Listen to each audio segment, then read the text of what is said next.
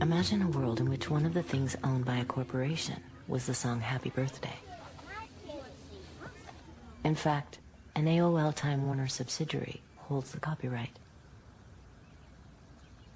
In the past, it has demanded over $10,000 to allow you to hear anyone sing this popular song in a film. We didn't pay.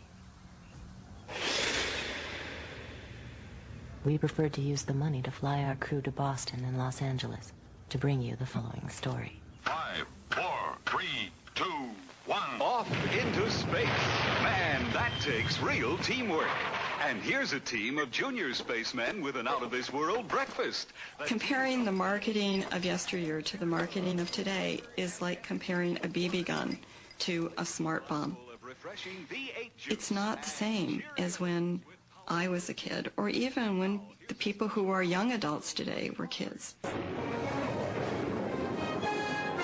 It's much more sophisticated and it's much more pervasive.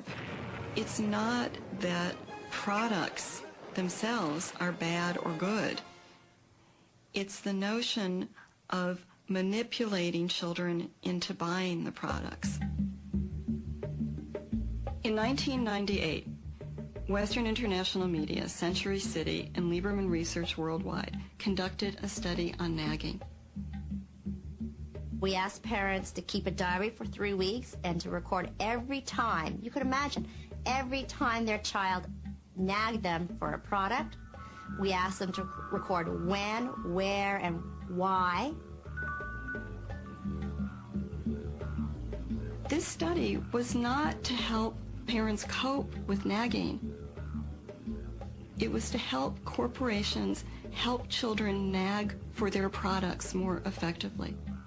After that 3-week period, we followed up with a telephone interview to find out what they had actually bought, so that we could link the two components together, the nagging with the purchasing behavior. Anywhere from 20% to 40% of purchases would not have occurred unless the child had nagged their parents. That is, we found, for example, a quarter of all visits to theme parks wouldn't have occurred unless a child nagged their parents. 4 out of 10 visits to places like Chuck E. Cheese would not have occurred. And any parent would understand that. You know, when I think of Chuck E. Cheese, oh my goodness, it's noise. And there's so many kids. Why would I want to spend 2 hours there? But if the child nags enough, you're going to go. We saw the same thing with movies, with home video, with fast food. You can make somebody stay if you send us. We do have to break through this barrier where they do tell us, or they say they don't like it when their kids nag. Well, that's just a general attitude that they possess. It doesn't mean that they necessarily act upon it 100% of the time. You can manipulate consumers into wanting and therefore buying your products. It's a game. Children are not little adults. Their minds aren't developed.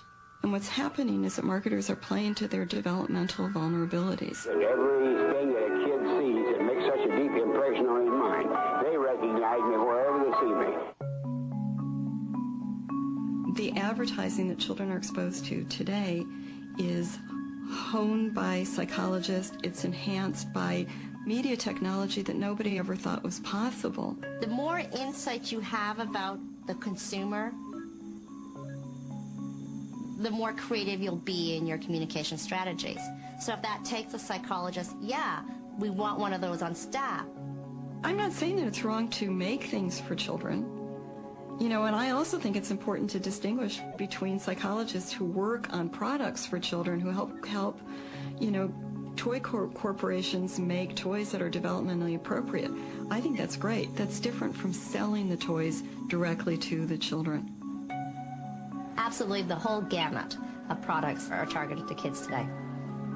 A poll in USA Today said something like 73% of parents say that they feel that they can't protect their children from popular culture or corporate culture. Initiative is huge. I think in the U.S. we place about $12 billion of media time. So we'll put it on TV, we'll put it in print, we'll put it out in outdoor, we'll buy radio time. So we're the biggest buyers of advertising time and space in the U.S. and in the world.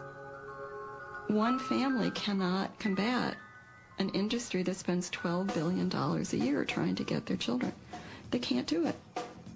They are tomorrow's adult consumers, so start talking with them now, build that relationship when they're younger, and you've got them as an adult.